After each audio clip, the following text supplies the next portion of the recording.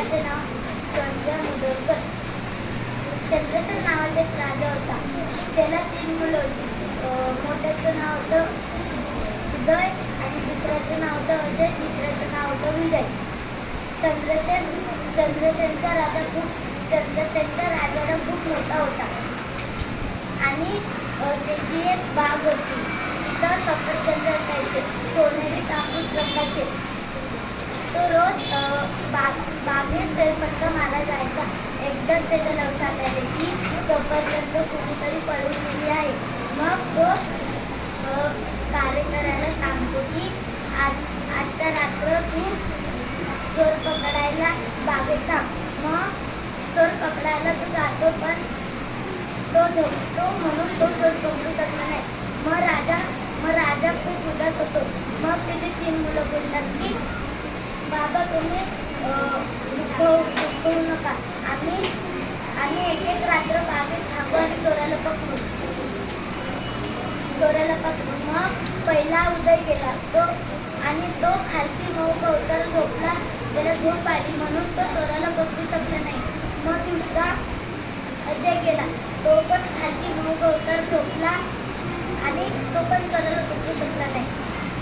तिसरा विजय गेला. तो बोलला की मी खालती बसलो तर मला झोप आहे, म्हणून त्याला झोप यायची.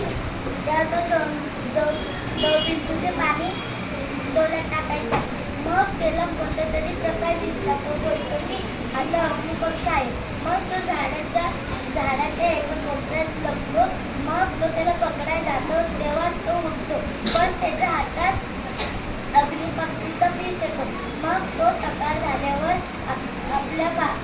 आपल्या बाबांना दाखवतो. मग बाबा बोलतात की तुम्ही जंगलात जाऊन त्या अग्निपक्षाला शोधा. मग ते 3 जण अग्निपक्षीला शोधायला जातात. मग विजयचा घोडा लांडग्याने खाऊन टाकला. मग लांडगा बोलतो की मग ते पुढे लांडगा बोलतो की हा घोडा तुझा होता. मग विजय बोलतो हा. मग ते पुढे जाताना त्यांना एक चेटकीचं घर भेटलं. मग कोणाला सांगतो की एका राजवाड्यात दीपशिका नावाची एक राजकन्या आहे, तू तिला घेऊन ये.